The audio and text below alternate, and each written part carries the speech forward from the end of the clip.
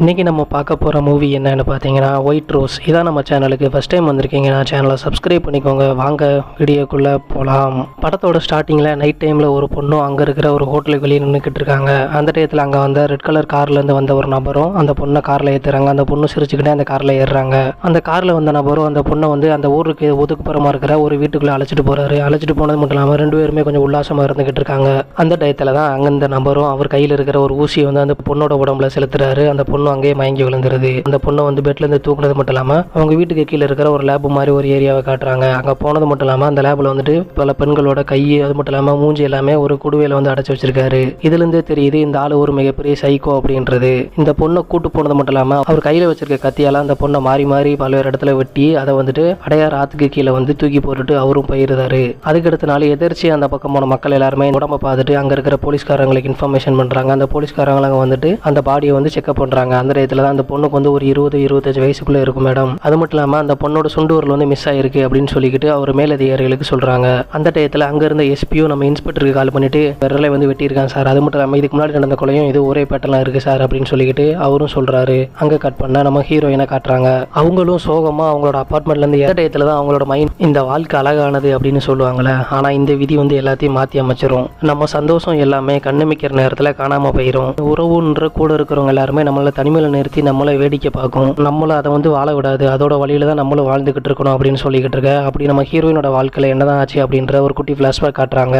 நம்ம ஹீரோயினுக்கும் கல்யாணம் ஆகி தியா அப்படின்ற ஒரு பொண்ணு இருக்கு. அவங்களோட ஹஸ்பண்ட் இப்போ ஃபாரினுக்கு ஒரு வேலையாக போயிருக்காங்க. அவங்களும் தன்னோட பொண்ணான தியா ரொம்ப நல்லா தான் வளர்த்துக்கிட்டு இருக்காங்க. அந்த டயத்தில் தான் ஹீரோயினோட பர்த்டே வருது. நம்ம ஹீரோயினோட ஹஸ்பண்டும் அவங்கள சர்ப்ரைஸ் பண்ணலாம் அப்படின்னு சொல்லிக்கிட்டு அவரும் ஃபாரின்லேருந்து வராரு. சரி, ஃபாரின்லேருந்து வந்திருக்காரு, நம்மளுக்கு விஷ் பண்ணுவார் அப்படின்னு சொல்லிக்கிட்டு நம்ம ஹீரோயினை ஏங்கிக்கிட்டு இருக்காங்க. ஆனால் அவர் விஷ் பண்ணாமல் அவரோட பொண்ணான தியாவை கூட்டு கொஞ்சிக்கிட்டு இருக்காரு. கீழ் வீட்டில் கூடி இருக்கிற காவியா அப்படின்ற ஆணிட்ட தியா போயிட்டு இந்த மாதிரி எங்கள் அப்பா ஃபாரின்ல வந்திருக்காங்க அப்படின்னு சொல்ல, அதுக்கப்புறம் அவங்கள பார்த்து நம்ம காவியாவும் அவங்க பொண்ணு எப்பவுமே உங்களை பற்றி தான் ரொம்ப பெருமையாக பேசிக்கிட்டு இருப்பா அப்படின்னு சொல்லிக்கிட்டு இருக்காங்க. அதுக்கப்புறம் நம்ம தியாவும் நாங்கள் ஹோட்டலில் சாப்பிட போகிறோம் அப்படின்னு சொல்லிக்கிட்டு அங்கேருந்து அவங்களும் கிளம்புறாங்க. இவங்களும் ஹோட்டலுக்கு வந்தது மட்டும் இல்லாமல் சாப்பிட்டுக்கிட்டு இருக்காங்க. அந்த இடத்துல நம்ம ஹீரோயினுக்கு சர்ப்ரைஸ் பண்ணுறாரு. என்ன அப்படின்னு பார்த்தீங்கன்னா, அங்கே இருக்கிற ஹோட்டலில் இருக்கிற கூரியர்கள் எல்லாருமே அவங்களுக்கு சர்ப்ரைஸ் பர்த்டே விஷயம் சொல்லிக்கிட்டு இருக்காங்க. இதெல்லாம் பார்த்துக்கிட்டு இருந்த நம்ம ஹீரோயினும் ரொம்ப குஷியாக இருக்காங்க. ஒன்றுமே பேச முடியாமல் வாயடிச்சு போய் அவங்களும் நின்றுக்கிட்டு இருக்காங்க. பார்ட்டிலாம் பண்ணி முடிச்சுட்டு சரி நம்ம வீட்டுக்கு போகலாம் சொல்லிக்கிட்டு அவங்களும் வந்துக்கிட்டு இருக்காங்க. அந்த டயத்தில் தான் அங்கே இருக்கிற ரோட்டில் போலீஸ்காரங்க பேரிகார்டு போட்டு மறைச்சு வச்சிருக்காங்க. சரி நம்ம எப்பவுமே போகிற ரூட்டு தானே அப்படின்னு சொல்லிக்கிட்டு நம்ம ஹீரோவும் அந்த ரோட்டில் போகிறாரு. அங்கே இருக்கிற போலீஸ் இன்ஸ்பெக்டரும் அங்கே ரவுடிகள் இருக்காங்க சொல்லிக்கிட்டு அங்கே என்கவுண்டருக்கு பிளான் பண்ணிக்கிட்டு இருப்பாங்க. அந்த டயத்தில் அவங்க சுட்டுக்கிட்டு இருக்க டயத்தில் அங்கே இருக்கிற போலீஸ் இன்ஸ்பெக்டரான லேடி ஒருத்தவங்க தவறுதலாக நம்ம ஹீரோவை சுட்டுருந்தாங்க. அவரும் சம்பவ இடத்துல உயிரிழந்திருந்தாரு. நம்ம ஹீரோயின் இதெல்லாம் பார்த்துக்கிட்டு ரொம்ப அழுதுகிட்டு இருக்காங்க. நம்மளோட வாழ்க்கை இதோட முடிஞ்சு போச்சு அப்படின்னு சொல்லிக்கிட்டு அவங்களும் ரொம்ப கதறி அழுதுகிட்டு இருக்காங்க. அதுக்கப்புறம் அவங்க புருஷனுக்கு செய்ய வேண்டிய காரியத்தெல்லாம் பண்ணி முடிச்சுட்டு அவங்கள வீட்டில் உட்காந்துக்கிட்டு இருக்க டயத்தில் தான் ஒரு நியூஸ் வருது. என்ன அப்படின்னு பார்த்தீங்கன்னா, அந்த போலீஸ்காரங்க என்கவுண்டர்ல தவறுதலாக போட்டிருப்பாங்க பார்த்தீங்களா, இவர் ஒரு உண்மையிலே ஒரு தீவிரவாதின்னு சொல்லிக்கிட்டு அந்த போலீஸ்காரங்களும் ஒரு பொய்யான செய்தியை பரப்பி வச்சிருந்தாங்க. நம்ம ஹீரோயினும் இதெல்லாம் பார்த்தது மட்டும் இல்லாமல் நம்ம புருஷன் மேலே ரொம்ப பழி வேற போட்டுட்டாங்களே அப்படின்னு சொல்லிக்கிட்டு அவங்களும் மேற்கொண்டு அழுதுகிட்டு இருக்காங்க. நம்மளோட வாழ்க்கை எவ்வளோதான், இதுக்கப்புறம் நம்ம ஒன்றுமே பண்ண முடியாது அப்படின்ற டயத்தில் தான் நம்ம காவியம் வீட்டுக்கு வந்தது மட்டும் இல்லாமல் நீ சோகமாகவே இருக்காத, உன்னோட பொண்ணு தியா கண்டியாச்சு நீ வாழ்ந்தாகணும் அப்படின்னு சொல்லிக்கிட்டு இருக்காங்க. அந்த டயத்தில் தான் நம்ம தியாவும் சரி நம்மளுக்கு வயிறு ரொம்ப பசிக்குது, வீட்டில் போய் இதை சாப்பிடலாம் சொல்லிட்டு அங்கே இருக்கிற கிச்சனில் போய் சாப்பாடு எதாவது இருக்கான்னு பார்க்குறாங்க. சாப்பாடு எதுவுமே இல்லை. அந்த டயத்தில் தான் அங்கே அந்த வீட்டோட ஓனரும் நீங்கள் 3 மாதம் மேலே ஆச்சு வீட்டில் வாடகை கொடுக்காம இருந்துக்கிட்டு இருக்கீங்க அப்படின்னு சொல்ல, நம்ம காவியாவும் அந்த டயத்தில் தான் அங்கே வராங்க. மட்டும் இல்லாமல் கையில் கொஞ்சம் பைசாவை கொடுத்துட்டு மீதி பைசா நான் ரெடி பண்ணி தரேன், அது வரைக்கும் நீங்கள் அவங்கள தொந்தரவு பண்ணாதீங்க அப்படின்னு சொல்லிக்கிட்டு அவங்களும் அங்கேருந்து போகிறாங்க. உன்னோட லைஃப் இப்போ நல்லா பார்த்துக்கணும் அப்படின்னு சொல்லிக்கிட்டு இருக்க. சரி எனக்கு ஏதோ ஒரு வேலை வாங்கி கொடு அப்படின்னு சொல்லிக்கிட்டு நம்ம ஹீரோயின்னு சொல்கிறாங்க. அதுக்கப்புறம் அவங்க அங்கே இருக்கிற பார்மசியில் ஒன்று வேலை பார்க்கறதுக்காண்டி நம்ம ஹீரோயினோட ஃப்ரெண்டு காவியாவும் ரெடி பண்ணி கொடுக்குறாங்க. அவங்களும் அவங்க வேலை பார்த்துக்கிட்டு அவங்களோட பொண்ணு தியாவை கொஞ்சம் நல்லா படிக்க வச்சுக்கிட்டு இருக்காங்க. அந்த டயத்தில் தான் நம்ம தியாவும் பார்மசிக்கு அம்மா நாங்கள் வீட்டுக்கு போகலாமா, டைம் ஆயிடுச்சுமா அப்படின்னு சொல்லி உட்காந்துக்கிட்டு இருக்காங்க. அந்த டயத்தில் சரி கொஞ்ச நேரம் வெளியே உட்காந்துரு, நான் கடையை பூட்டிட்டு வரேன் அப்படின்னு சொல்லிக்கிட்டு நம்ம ஹீரோயினும் கடைக்குள்ளே போகிறாங்க. போயிட்டு பார்த்தா நம்ம தியாவை காணோம். எங்கடா இங்கே தான் நம்ம உட்கார வச்சிருந்தா நம்ம பொண்ணு எங்கடா போயிட்டா சொல்லிக்கிட்டு அவங்களும் ரொம்ப கதறி அழுதுகிட்டு இருக்காங்க. அந்த வட்டிக்கு கடன் கொடுக்குற சிங்கப்பெருமாள் அப்படின்ற ஒருத்தர் கால் பண்ணுறாரு. உன்னோட பொண்ணு என்கிட்ட தான் இருக்கா, நீ எதுவும் கவலைப்படாத, என்னோட ஆஃபீஸுக்கு நீ கிளம்பி வா அப்படின்னு சொல்ல நம்ம ஹீரோயினும் பதறி அடிச்சு அந்த ஆஃபீஸுக்கு போகிறாங்க.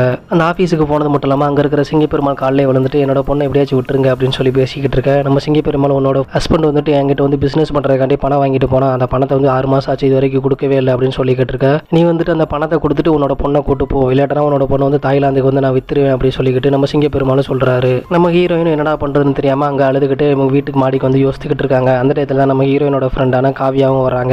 இந்த மாதிரி என்ன ஆச்சு அப்படின்னு பேசிக்கிட்டு இருக்க. ஹீரோ இறந்தப்பமே நானே இறந்திருக்கேன் இருக்கணும், எல்லாமே முடிஞ்சிருக்கும் அப்படின்னு சொல்லி பேசிக்கிட்டு இருக்க நம்ம காவியாவும் நீ இறந்தா மட்டும் எல்லாமே சரியா போயிருமா அப்படின்னு சொல்லிட்டு அவங்களும் பேசிக்கிட்டு இருக்காங்க. அதுக்கு பொண்ணை வந்து எப்படியாச்சும் நம்ம வந்து காப்பாற்றிடலாம் அப்படின்னு சொல்லி பேசிக்கிட்டு இருக்கேன். நான் வந்து கால் சென்டர்லாம் ஒன்றும் வேலை பார்க்கல, நான் வந்து ஒரு கால் கேர்ள் அப்படின்னு சொல்லி அவங்களும் பேசிக்கிட்டு இருக்காங்க. மற்றவங்களோட பார்வையில் நான் வந்து ஒரு கெட்டவளாக தெரிஞ்சாலும் எனக்கு வந்து நான் ரொம்ப நல்லவளாக தான் இருக்கேன். அது மட்டும் இல்லாமல் என்னோட குடும்பமும் இப்போ ரொம்ப நல்லா தான் இருந்துகிட்டு இருக்கு. நீ வேணா அந்த தொழிலுக்கு வந்து வரையா அப்படின்னு சொல்லிக்கிட்டு நம்ம காவியாவும் கேட்டுக்கிட்டு இருக்காங்க. நம்ம ஹீரோயினும் யோசிச்சுக்கிட்டு இல்லை இதெல்லாம் எனக்கு வந்து வேணாம் அப்படின்னு சொல்லி பேசிக்கிட்டு இடத்துல நம்ம காவியாவை நீ வந்து கொஞ்ச நாள் மட்டும் இந்த தொழிலில் வந்து இருந்தேன்னா உனக்கு தேவையான பணமும் கிடைச்சிரும், நீ உன்னோட பொண்ணாதியாக வந்து காப்பாற்றிடலாம் அப்படின்னு சொல்லி பேசிக்கிட்டு இருக்காங்க. நம்ம ஹீரோயினும் யோசித்து பார்த்துட்டு நம்ம வேற வழி இல்லாமல் நான் வந்து ஊருக்கு வேணா கெட்டவளாக இருக்கலாம், ஆனால் என்னோட பொண்ணுக்கு வந்துட்டு நான் வந்து நல்லவளாக தெரியணும், அதுவே எனக்கு வந்து போதும் அப்படின்னு சொல்லி பேசிக்கிட்டு இருக்காங்க. சரி நான் வந்து இந்த தொழிலுக்கு வரேன் அப்படின்னு சொல்கிறாங்க. நம்ம காவியாவும் உன்னோட நம்பர் வந்துட்டு நான் வந்து முருகன் அப்படின்ற ஒரு புரோக்கர்கிட்ட தரேன், அவர் வந்து உனக்கு வந்து கால் பண்ணுவார், அதுக்கப்புறம் அவங்க சொல்கிற லொக்கேஷனுக்கு வந்து நீ போ அப்படின்னு சொல்லிக்கிட்டு நம்ம காவியாவே அங்கேருந்து கிளம்புறாங்க. அடுத்து கொஞ்ச நேரத்துலேயே நம்ம முருகனும் கால் பண்ணுறாரு. கால் பண்ணது மட்டும் இல்லாமல் நீங்கள் வந்து இந்த லொக்கேஷனுக்கு போங்கன்னு சொல்லியிருந்தாரு. அதுக்கப்புறம் நம்ம உங்களுக்கு ஏதாவது பிரச்சனைனா என் நம்பருக்கு கால் பண்ணுங்க, என் ஃபோன் எப்பயுமே ஆனில் தான் இருக்கும் சொல்லிக்கிட்டு நம்ம முருகனும் சொல்கிறாரு. அந்த லொக்கேஷனுக்கு போனது மட்டும் இல்லாமல் அங்கே இருக்கிற ஆளும் நம்ம ஹீரோயினுக்கு கால் பண்ணிட்டு இந்த மாதிரி இப்போ காரில் வந்து ஏறுங்கன்னு சொல்ல கலரில் காரில் ஏறுறாங்க. அந்த காருக்குள்ளே யார் இருக்கிறது யார் அப்படின்னு பார்த்தீங்கன்னா நம்ம படத்தோட ஸ்டார்டிங்கில் ஒரு சைக்கோவை காமிப்பாங்க பார்த்தீங்களா, அவன் தான் அந்த காருக்குள்ளே இருக்கான். அந்த ஹீரோயினை கூப்பிட்டுட்டு அந்த ஊருக்கு ஒதுக்குப்புறப்பா இருக்கிற அந்த பங்களாக்குள்ளே போகிறான். போனது மட்டும் இல்லாமல் நம்ம ஹீரோயினும் சரி நான் வந்து பாத்ரூம் போகிறேன் அப்படின்னு சொல்லிக்கிட்டு அவங்களும் உள்ளே போகிறாங்க. நம்ம சைக்கோவும் அங்கே இருக்க சரக்கு பாட்டில் இருக்கிற சரக்கையும் குடிச்சிட்டு அது மட்டும் இல்லாமல் கொஞ்சம் கஞ்சாவும் எடுத்துக்கிட்டு இருக்காரு. இந்த பாத்ரூம்குள்ளே போனது மட்டும் இல்லாமல் நம்ம வந்து தொழிலுக்கு வந்தது கரெக்டு தானே அப்படின்னு சொல்லிட்டு அவங்களும் யோசிச்சுக்கிட்டு இருக்காங்க. அதுக்கப்புறம் சரி மூஞ்சிலாம் தொடச்சிக்கிட்டு வெளியே வருவோம் அப்படின்னு நினச்சிக்கிட்டு இருக்க இடத்துல அங்கே இருக்கிற சிங்கை பார்க்குறாங்க. அது சிங்குக்குள்ளே தான் இருக்குது, ஒரு பொண்ணோட விரல் இருக்குது. அதை பார்த்துட்டு நம்ம ஹீரோயினும் மிரண்டு போயிருந்தாங்க. அதுக்கப்புறமா பதட்டத்தில் சரி நம்மளுக்கு கூட்டு வந்த புரோக்கருக்கு கால் பண்ணலாம் சொல்லிட்டு கால் பண்ண பார்க்குறாங்க. ஆனால் அந்த ஏரியா டவர் எதுவுமே கிடையாது. நம்ம ஹீரோயின் எவ்வளோ ட்ரை பண்ணுறாங்க, டவரில் அதனால யாருக்குமே காலும் போக மாட்டுது. இவங்களும் சுற்றி முற்றி பார்க்குறாங்க, எந்த ஒரு ஜன்னலுமே கிடையாது, எதுவுமே கிடையாது. எப்படிதான் தப்பிக்க சொல்லிட்டு யோசிச்சுட்டு இருக்க டயத்தில் தான் சரி எமர்ஜென்சி காலுக்கு போலீஸுக்கு வந்து கால் பண்ணலாம் சொல்லிக்கிட்டு கால் பண்ணுறாங்க. போலீஸ் ஸ்டேஷனுக்கு கால் பண்ணது மட்டும் இல்லாமல் இந்த மாதிரி என்னை வந்துட்டு யாருன்னே தெரியல சார், ஒருத்தர் வந்து கூட்டு வந்திருக்கான், வந்துட்டு அவனோட பாத்ரூம்குள்ள வந்து நான் வந்து எதர்ச்சியாக போனேன், அங்கே வந்துட்டு ஒரு பொண்ணோட விரல் இருக்குது, என்னை வந்து எப்படியாச்சும் காப்பாற்றுங்க, இவன் வந்து என்னை எப்படியே கொண்டுருவான் போல இருக்குது அப்படின்னு சொல்லிக்கிட்டு அவங்களுக்கு கதறி அழுதுகிட்டு இருக்காங்க. அவங்களுக்கு எதுக்கு அந்த ஃபோன் பேசுனது யார், இந்த போலீஸ்காரர் அப்படின்னு பார்த்தீங்கன்னா அவங்களோட என்கவுண்டர் வந்து கூட இருந்த ஒரு போலீஸ்காரர் தான் இருப்பார். எதுக்கும் கவலைப்படாதீங்க, பக்கத்தில் ஏதாவது ஜன்னல்கள் இருக்கா அப்படின்னு கேட்க எதுவுமே இல்லை சார், இது வந்து ஒரு பிளைனான ஏரியா அப்படின்னு சொல்லிட்டு அவங்களும் சொல்லிக்கிட்டு இருக்காங்க. கண்டிப்பாக அந்த லொக்கேஷனை கண்டுபிடிச்சு நாங்கள் வந்துருந்தோம் சொல்லிக்கிட்டு இருக்க ஃபோனை கட் பண்ணியிருந்தாங்க. அங்கேருந்து அந்த போலீஸும் அந்த பொண்ணோட நம்பரை கண்டுபிடிங்க சொல்லிட்டு அங்கே கூட இருக்கிற ஒரு லேடி போலீஸ்கிட்ட வந்துட்டு இந்த நம்பரை லொக்கேஷனை கண்டுபிடிங்க அப்படின்னு சொல்ல அந்த லொக்கேஷன் வந்து இதுக்கு முன்னாடி இருந்த ஒரு லொக்கேஷன் இடத்த மட்டும் தான் சார் காமிக்கி, இப்போ லைவ் லொக்கேஷன் வந்து காமிக்க மாட்டேதுன்னு சொல்லிக்கிட்டு அந்த பொண்ணும் சொல்லிக்கிட்டு இருக்காங்க. சரி நம்மளுக்கு கால் பண்ண அந்த பொண்ணு யார் அப்படின்ற விஷயத்தையும் நம்ம அந்த போலீஸ்காரர் வந்து கண்டுபிடிக்கிறாரு. நம்ம வந்து அன்னைக்கு தெரியாமல் சுட்டதுனால ஒருத்தர் வந்து இறந்து போயிட்டாங்க, சரி அந்த ஹீரோயினாச்சும் நம்ம வந்து காப்பாற்றணும் அப்படின்னு சொல்லிட்டு அந்த போலீஸ்காரர் நினச்சிக்கிட்டு இருக்காரு. அதுக்கப்புறம் இன்னொரு டைம் நம்ம ஹீரோயின் வந்து அந்த போலீஸ் ஸ்டேஷனுக்கு கால் பண்ணுறாங்க. பண்ணது மட்டும் இல்லாமல் நான் வந்துட்டு தெரியாமல் இந்த இடத்துக்கு வந்து மாட்டிக்கிட்டேன் சார், அது மட்டும் இல்லாமல் என்னோட பொண்ணு வந்து சிங்கப்பெருமாள் அப்படின்ற ஒரு கந்து வெட்டிக்காரன் வந்து மாட்டிருக்கு, அவன் வந்துட்டு என்னோட பொண்ணு வந்து தாய்லாந்துக்கு வித்துருன்னு சொல்லி பேசிக்கிட்டு இருக்கான், எப்படியாச்சும் என்னோட பொண்ணை காப்பாற்றிருங்க சார், என்னை காப்பாற்றுற வரவளை என் பொண்ணை காப்பாற்றிருங்க அப்படின்னு சொல்ல நம்ம போலீஸ்காரரும் கண்டிப்பாக நான் வந்து உன் பொண்ணை காப்பாற்றிடுவோமா அப்படின்னு சொல்லிக்கிட்டு இருக்காரு. அதுக்கப்புறம் அங்கே ஃபோனை கட் பண்ண நம்ம ஹீரோவை சுடுவாங்க பார்த்தீங்கன்னா அந்த லேடி போலீஸுக்கு கால் பண்ணிட்டு இந்த மாதிரி லொக்கேஷனில் வந்துட்டு சிங்கப்பெருமாள் அப்படின்ற ஒருத்தனை வந்துட்டு நம்ம அந்த மாதிரி ஒரு லேடி வந்து சொல்லியிருக்காங்க, அவனோட இடத்த வந்து நீ கண்டுபிடிச்சிட்டு அங்கே இருக்கிற சின்ன பொண்ணை வந்து நீ மீட்டுட்டு மறுபடியும் கொண்டு வந்துரு அப்படின்னு சொல்லி பேசிக்கிட்டு இருக்காங்க. அது மட்டும் இல்லாமல் நம்ம ஹீரோயின் ஃபோனுக்கு இதுக்கு முன்னாடி யார் கால் பண்ணது அப்படின்னு பார்த்துட்டு கரெக்டாக அந்த புரோக்கரே நம்ம போலீஸ்காரர் வந்து கண்டுபிடிச்சிருந்தாரு. அது மட்டும் இல்லாமல் அந்த லேடிட்டு கால் பண்ணிட்டு நான் வந்துட்டு ஒரு நம்பர் அனுப்புறேன், அந்த நம்பரில் போயிட்டு அங்கே இருக்கிற ஆளை வந்து நீ விசாரி அப்படின்னு சொல்லிக்கிட்டு இருக்க. அந்த லேடி போலீஸும் அந்த நம்பரை போகிற ஆள்கிட்ட போய் விசாரிக்கிறாங்க. அவரும் கொஞ்சம் இடக்க மடக்கா பேசிக்கிட்டு இருக்காரு. அதுக்கப்புறமா கண்ணத்தில் சப்புன்னு ஒரு அடி அடிச்சுட்டு இவர் வந்து விஷயத்தை ஃபுல்லாமே சொல்கிறாரு. நான் வந்துட்டு இந்த மாதிரி ஒரு லேடியை வந்துட்டு ஒருத்தர் கூட வந்துட்டு அனுப்பி வச்சேன், ஆனால் அவங்களோட அட்ரஸ் எதுவுமே நான் வந்து வாங்கலை அப்படின்னு சொல்லிக்கிட்டு அந்த புரோக்கரும் சொல்கிறான். இந்த இன்ஃபர்மேஷனை ஃபுல்லாமே அந்த லேடி போலீஸும் அங்கே இருக்கிற அந்த போலீஸ்கார்ட்ட சொல்கிறாங்க. அங்கே கட் பண்ண இங்கே நம்ம சைக்காவும் பாத்ரூம்குள்ளே போன லேடி இன்னும் வரலன்னு சொல்லிட்டு கதவை தட்டிக்கிட்டு இருக்காங்க. அவங்களும் உள்ள வந்து பயந்துக்கிட்டு கதவை திறக்காம நின்றுக்கிட்டு இருக்காங்க. ஹீரோயினும் அங்கே என்னடா நடக்குதுன்னு சொல்லிக்கிட்டு காது வழியா கதவுல என்ன சவுண்டு கேட்குதுன்னு சொல்லி கேட்டுக்கிட்டு இருக்காங்க. அது எதிர்ப்புறமா நம்ம சைக்கோவும் உள்ள என்ன பண்ணிக்கிட்டு இருக்கா சொல்லிட்டு காதை வச்சுட்டு அந்த கதவுக்குள்ள ஒட்டு கேட்டுக்கிட்டு இருக்காரு. இப்படி ரெண்டு பேரும் மாறி மாறி காதை வச்சு ஒட்டு கேட்டுக்கிட்டு இருக்கதை நம்ம ஹீரோயினும் பார்த்துட்டு மிரண்டு போயிருந்தாங்க. அங்கே கட் பண்ண இந்த லேடி போலீஸும் அங்கே இருக்கிற நம்ம சிங்கப்பெருமாள் வீட்டுக்கு போகிறாங்க. போனது மட்டும் இல்லாமல் அந்த மாதிரி விசாரிக்க டயத்தில் அவனும் கொஞ்சம் இடக்க மடக்கா பேசிக்கிட்டு இருக்கான். இவனோட காலில் துப்பாக்கியால் சுட்டுட்டு அந்த லேடியும் அந்த பொண்ணை வந்து கூப்பிட்டுட்டு மறுபடியும் வந்துருந்தாங்க.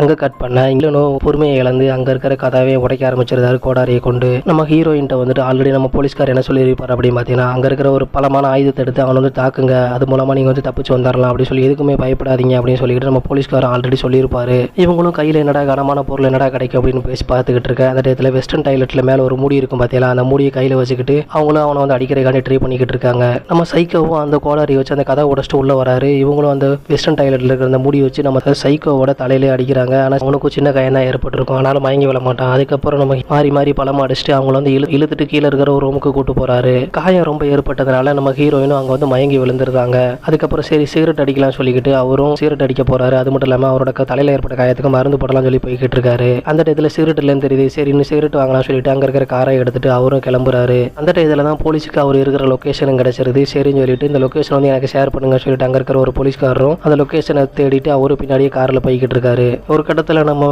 சைக்கோவும் அங்க இருக்கிற கடையில சிகரெட்டை வாங்கிட்டு அவரும் வந்துகிட்டு இருக்காரு. நம்ம ஏதாச்சும் அவர் நம்பருக்கு கால் பண்ண அதுக்கப்புறம் 2 பேரும் மாறி ஓடிக்கிட்டு இருக்காங்க. ஒரு முட்டை சத்தனை வந்து நம்ம சைக்கோ மாட்டிக்கிறாரு. இவங்க 2 பேரும் அங்க வந்து மாறி மாறி தரமா சண்டை போட்டுக்கிட்டு இருக்காங்க. அதுக்கப்புறம் நம்ம சைக்கோ என்ன பண்றான் பார்த்தீங்கன்னா ஒரு கம்பி எடுத்துட்டு நம்ம போலீஸ்காரோட வயிற்றுலேயே குத்திடுதான். நம்ம போலீஸ்காரர் என்ன பண்றதுன்னு தெரியாம அவர் கையில இருக்க துப்பாக்கி எடுத்துட்டு அவனோட கழுத்துலேயே சுட்டுருதாரு. அதுக்கப்புறம் இந்த நியூஸருக்கு சொல்ல அவங்களும் அங்க வந்து ஆம்புலன்ஸ் அனுப்பி வைக்கிறாங்க. இவங்களும் அந்த சைக்கோவை ஹாஸ்பிட்டல் சேர்த்துட்டு ட்ரீட்மெண்ட்டும் பண்ணிக்கிட்டு இருக்காங்க. அது மட்டும் இல்லாமல் அந்த போலீஸ்காரர் ட்ரீட்மெண்ட் பண்ற டயத்துல அந்த லேடி போலீஸ் வர்றாங்க. வந்து நீங்க ஏன் சார் தனியா வந்தீங்க அப்படின்னு சொல்லி பேசிக்கிட்டு இருக்கேன். நம்ம தேடுற சீரியல் கில்லர் இவன் தான் அப்படின்னு சொல்லிட்டு அந்த லேடி போலீஸ்டே சொல்லிக்கிட்டு இருக்காங்க. அது சரி அந்த தியா அப்படின்ற பொண்ணை வந்து நீ வந்து சிங்கப்பூர் பாலிருந்து காப்பாத்திட்டே அப்படின்னு சொல்லி பேசிக்கிட்டு இருக்கேன்.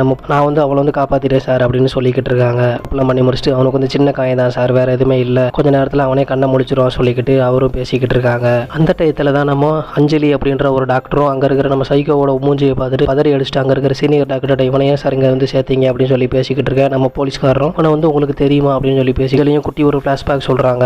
இவன் என் கூட தான் சார் ஒன்றா படிச்சுக்கிட்டு இருந்தான். அது மட்டும் இல்லாமல் யாரு கூடயுமே அவ்வளோ பேசவும் மாட்டான், எப்போவுமே ரொம்ப தனிமையாக தான் இருந்துக்கிட்டு இருப்பான். அந்த டயத்தில் தான் புனேல இருக்கிற மெடிக்கல் காலேஜில் இருந்து சுவாதி அப்படின்ற ஒரு பொண்ணு வந்து டிரான்ஸ்ஃபர் ஆகி எங்களோட காலேஜுக்கு வந்துச்சு. அந்த பொண்ணை பார்த்ததுமே நம்ம சைக்கோவான திலீப்புக்கு வந்து அந்த பொண்ணை வந்து ரொம்ப பிடிச்சு போயிருச்சு. நம்ம திலீப்பும் அந்த பொண்ணு எங்கே போனாலுமே அது பின்னாடி சுற்றிக்கிட்டு இருக்கான். அந்த டயத்தில் தான் நம்ம சந்தீப் அப்படின்ற ஒருத்தனை காட்டுறாங்க. இவன் வந்துட்டு நம்ம சுவாதியோட பக்கத்து ஊருக்காரன். இவங்க 2 பேருமே லவ் பண்ணிக்கிட்டு இருக்காங்க.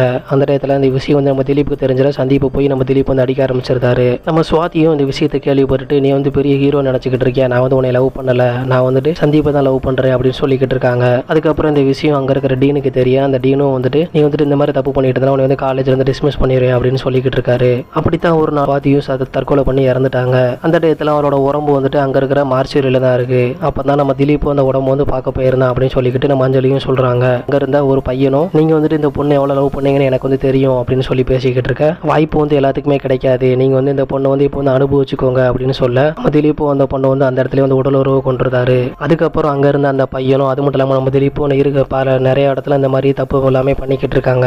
ஒரு நாள் நம்ம திலீப்பும் அங்கே இருக்கிற ஒரு இடந்த பொண்ணோட உடல் உறவு கொண்டிருக்க டயத்தில் நம்ம அஞ்சலியும் அதை பார்த்துட்டு அங்கே இருக்கிற டீன்ட்டே சொல்லியிருந்தாங்க. அந்த டீனும் அவனை வந்துட்டு மென்டல் ஹாஸ்பிட்டலில் வந்து சேர்த்துட்டாங்க அப்படின்னு சொல்லிக்கிட்டு இந்த நியூஸ் ஃபுல்லாமே நம்ம அஞ்சலி அங்கே இருக்கிற சீனியர் டாக்டர் சொல்றாங்க. அது மட்டும் இல்லாமல் போலீஸ்காரர் இந்த நியூஸ் ஃபுல்லாமே கேட்டுக்கிட்டு இருக்காரு. சீனியர் டாக்டர் இது வந்து நிக்கோலோஃபிலியார் அதாவது மென்டல் டிசார்டர் அப்படின்ற ஒரு வியாதியும் சொல்றாரு. இது வந்துட்டு இறந்த பொண்ணோட உடல் உறவு கொள்றது வந்துட்டு அங்கே இருக்கிற அந்த சைக்கோக்கு வந்து ரொம்ப பிடிக்கும் அப்படின்னு சொல்லிக்கிட்டு அந்த டாக்டரும் சொல்றாரு. இதை வந்து குணப்படுத்த முடியாதான்னு சொல்லிக்கிட்டு அங்கே இருக்கிற நம்ம போலீஸ்காரரும் கேட்கிறாரு. இதை வந்து குணப்படுத்தணும்னு நினைச்சா அவரால் தான் முடியும், அதாவது இது வந்து தப்புன்னு சொல்லிட்டு அவரோட மனசுல தோணா மட்டும்தான் இந்த வந்து வியாதியை வந்து குணப்படுத்த முடியும்னு சொல்லிட்டு அங்கே இருக்கிற சீனியர் டாக்டரும் சொல்றாரு. இப்போ தான் நம்ம அஞ்சலியும் நான் வந்துட்டு நைட் டியூட்டிலாம் பார்க்க மாட்டேன் சார் அப்படின்னு சொல்ல நீங்கள் வந்து பயப்படாதீங்க, நான் வந்து உங்களுக்கு வந்து எக்ஸ்ட்ரா ஒரு போலீஸை போடுறேன்னு சொல்லிக்கிட்டு நம்ம போலீஸும் அங்கே வந்து சொல்லிட்டு அவரும் அங்கேருந்து கிளம்புறாரு. அந்த டயத்தில் தான் அங்கே கால் அட்டன் பண்ணாங்களா ஒரு லேடி போலீஸ். அவங்க வந்துட்டு இப்போ நம்ம போலீஸ் வெற்றிக்கு கால் பண்ணிட்டு இந்த பொண்ணோட ஃபோனில் வந்துட்டு ஒரு நம்பர் இருந்துச்சு பார்த்தீங்களா, அந்த நம்பரோட லொக்கேஷன் வந்து எனக்கு தெரிஞ்சிருக்கு சார் அப்படின்னு சொல்ல சரி எனக்கு வந்து ஷேர் பண்ணுங்க, நான் போயிட்டு அந்த பொண்ணு எங்கே இருக்கா சொல்லிட்டு கண்டுபிடிக்கிறேன்னு சொல்லிட்டு அவரும் நம்ம ஹீரோயினை கண்டுபிடிக்கிறது கண்டி போறாரு. அங்கே நம்ம சைக்கோவான திலீப் வந்துட்டு நம்ம ஹீரோயினை கையெல்லாம் கட்டி போட்டுட்டு ஒரு சேர்ல வந்து குறைச்சிருப்பாரு. அங்கே இருக்கிற கத்தியை எடுத்துட்டு கட்டெல்லாம் அறுத்து முடிச்சுட்டு அவங்களும் தப்பிச்சு போறாங்க. அது மட்டும் இல்லாமல் அங்கே இருக்கிற டோர் ஃபுல்லாமே லாக் ஆகியிருக்கு. அங்கே கட் பண்ண இங்கே நம்ம ஹாஸ்பிட்டலில் இருந்த திலீப்பும் மொழிப்பு தட்டிட்டு அங்கே இருக்கிற அஞ்சலியும் கொண்டுட்டு அவரும் வெளியே தப்பிச்சு வந்துகிட்டு இருக்காரு. அது மட்டும் இல்லாமல் போலீஸ் வந்து கழுத்தில் சுட்டதுனால அவருக்கு அந்த வலி வந்து இருந்துகிட்டே இருக்கு. ஹீரோயினும் அங்கே இருக்கிற வீட்லையும் சுற்றி முற்றி எங்கிட்ட தப்பிச்சாகணும்னு சொல்லி போய்கிட்டு இருக்கு. அதுக்கப்புறம் அவங்களோட ரிங்கையும் அங்கே இருக்கிற பாத்ரூம்ல இருந்து எடுத்துட்டு சைக்கோவில் இருக்கிற நாயும் அவங்கள வந்து விடாம துரத்திக்கிட்டு இருக்கு. அதுக்கப்புறம் அந்த நாயும் ஒரு பக்கமாக திசை திருப்பிட்டு அவங்களும் அங்கே வீட்டில் இருக்கிற காம்பவுண்டை ஏறி குதிச்சு வெளியே வர்றாங்க. அந்த டயத்தில் தான் அங்கே இருக்கிற போலீஸும் உள்ள வந்துட்டு அந்த பொண்ணோட பேரை சொல்லி கூப்பிட்டுக்கிட்டு இருக்காங்க. நம்ம ஹீரோயினும் வீட்டில் இல்லைன்னு தெரியுது. அதுக்கப்புறம் அந்த போலீஸ்காரர் அங்கேருந்து கிளம்புறாரு. நம்ம ஹீரோயினும் அந்த வீட்டிலேருந்து குதிச்சு வெளியே வந்து மட்டுமே என்னை காப்பாத்துங்க சொல்லிக்கிட்டு அவங்களும் பயந்துட்டு ஓடிக்கிட்டே இருக்காங்க. அந்த டயத்தில் தான் அங்கே ஒரு மெடிக்கல் ஷாப் தெரியுது. சரி இந்த மெடிக்கல் ஷாப்பில் போயிட்டு நம்மளுக்கு தேவையான உதவிகள் வந்து பெறலாம் சொல்லிட்டு உள்ளே போகிறாங்க. போனது மட்டும் இல்லாமல் அங்கே ஒரு ஹஸ்பண்ட் அண்ட் ஒய்ஃப் இருக்காங்க. அவங்க தான் அந்த மெடிக்கல் ஷாப் வந்து நடத்திக்கிட்டு இருக்காங்க. அந்த ஹஸ்பண்ட் வந்து இதுக்கு ஆர்மியில் வந்து ஒரு ஒர்க் பண்ணிக்கிட்டு இருப்பாரு. இப்போ வந்து ரிட்டையர் ஆகிருப்பாரு. அவங்களும் நம்ம ஹீரோயினும் அந்த நடந்த விஷயத்தை ஃபுல்லாமே சொல்ல அவங்களும் அந்த கடைக்குள்ள கூப்பிட்டது மட்டும் இல்லாமல் சரி நீ வந்து உள்ளே போய் ஒளிஞ்சுக்கோ, நாங்கள் வந்து பார்த்துக்கிறேன் அப்படின்னு சொல்லிக்கிட்டு அவரும் கையில் வந்து கண்ணை எடுத்துட்டு உட்காந்துருப்பாரு. அந்த டயத்தில் தான் நம்ம ஹீரோயினுக்கு தண்ணிலாம் கொடுத்தது மட்டும் இல்லாமல் நீ வந்து வெயிட் பண்ணுமா, நான் வந்து போலீஸ்காரனுக்கு ஃபோன் பண்ணி உன்னை வந்து நான் வந்து காப்பாற்ற சொல்கிறேன் அப்படின்னு சொல்லிக்கிட்டு இருக்கேன். போலீஸ்காரங்களும் நம்ம வெற்றிக்கு கால் பண்ணிட்டு இந்த மாதிரி ஒரு லொக்கேஷனில் வந்துட்டு அந்த பொண்ணு வந்து இருக்காங்கன்னு சொல்லிட்டு அந்த கடைக்காரங்களோட நம்பரையும் கொடுக்குறாங்க. நம்ம வெற்றியும் அங்கே மெடிக்கல் ஷாப்பில் இருக்கிற கடைக்கு ஃபோன் பண்ணிட்டு அந்த லேடிட்ட வந்து அட்ரஸ் எங்கே இருக்கிறாங்க, அட்ரஸை கேட்டு முடிச்சுட்டு அவங்களும் வைக்கிறாங்க. அந்த டயத்தில் தான் அங்கே வந்த நம்ம சைக்கோவான திலீப்பும் இந்த வலி ரொம்ப இருக்குது, எனக்கு வந்து மருந்து கொடுங்க அப்படின்னு சொல்லி பேசிக்கிட்டு இருக்க. சரி என்ன ஆச்சு அப்படின்னு கேட்டுக்கிட்டு இருக்க. அங்கே இருக்கிற லேடியும் இந்த மாதிரி நம்ம தெருவில் வந்துட்டு ஒரு சைக்கோ இருக்கானாம்பா, அதுலேருந்து ஒரு பொண்ணு வந்து தப்பிச்சு வந்திருக்கா, அவளை வந்துட்டு காப்பாற்றுறதுக்கு தான் நான் வந்து போலீஸுக்கு வந்து ஃபோன் போட்டேன் அப்படின்னு சொல்லிக்கிட்டு அந்த லேடியும் சொல்கிறாங்க. இதெல்லாம் கேட்டுக்கிட்டு இருந்தா நம்ம சைக்கோவான திலீப்பும் அந்த அங்கே இருக்கிற அந்த வயசான லேடியும் அடிச்சு போட்டு கொண்டுட்டு அங்கே இருக்கிற ரூம்குள்ளே போகிறாரு. அப்படியே அந்த ரூம்குள்ளே வந்தது மட்டும் இல்லாமல் அங்கே நம்ம கர்னல் வந்து போஸ்ட் கொடுத்துக்கிட்டு இருக்காரு. அவரே அடிச்சு போட்டுட்டு நம்ம ஹீரோயினை பிடிக்கிற டயத்தில் ஹீரோயினை தப்பிச்சு ஓடிக்கிட்டு இருக்காங்க. அது மட்டும் இல்லாமல் இங்கே நம்ம போலீஸ்காரரும் அந்த லொக்கேஷனில் வந்துட்டு கண்டுபிடிச்சிட்டு சரி இந்த பொண்ணு இங்கே தான் போயிருப்பான்னு சொல்லிக்கிட்டு அவரு தேடி வந்துகிட்டு இருக்காரு. ஒரு கட்டத்தில் நம்ம சைக்கோவான திலீப்பும் நம்ம ஹீரோயினை பிடிச்சது மட்டும் இல்லாமல் அவரை கொல்ல போகிற டயத்தில் நம்ம ஸ்ரீ அங்கே வந்துருந்தாரு. வந்தது மட்டும் இல்லாமல் ரெண்டு பேரும் மாறி மாறி சண்டை போட்டுக்கிட்டு இருக்காங்க. சரி நம்ம என்னடா பண்ணுறதுன்னு தெரியாமல் நம்ம ஹீரோயினும் அங்கே பக்கத்தில் இருக்கிற ஒரு மண்வெட்டி எடுத்து நம்ம சைக்கோவோட தலையிலே அடிச்சிருந்தாரு. நம்ம சைக்கோ சம்பவ இடத்துல உயிரிழந்திருந்தாரு. அதுக்கப்புறம் அந்த இடத்துல வந்து நம்ம லேடி போலீஸும் அவனோட பொண்ணான தியாவை கொடுக்குறாங்க. அதை பார்த்துட்டு நம்ம ஹீரோயினும் அழுதுகிட்டு அவளை அங்கேருந்து கூட்டு போகிறாங்க. அதுக்கப்புறம் நம்ம வெற்றியும் உனக்கு வந்து நான் போலீஸ் ஸ்டேஷன்லேயே ஒரு வேலை வாங்கி தரமா சொல்லிட்டு அவங்களுக்கும் போலீஸில் ஒரு வேலை வாங்கி கொடுக்குறாரு. அப்படி தியா கூட சேர்ந்து உங்களோட வாழ்க்கையும் அப்படி நல்லா போய்கிட்டு இருக்கு. அப்படியே படமும் முடியுது. ஓகே ஃப்ரெண்ட்ஸ், இந்த மூவி எப்படி இருந்துச்சு, அது மட்டும் இல்லாமல் நம்ம வாய்ஸ் எல்லாம் எப்படி இருக்குன்னு சொல்லிட்டு கமெண்ட் பண்ணுங்கள். தேங்க்யூ ஃபார் வாட்சிங்.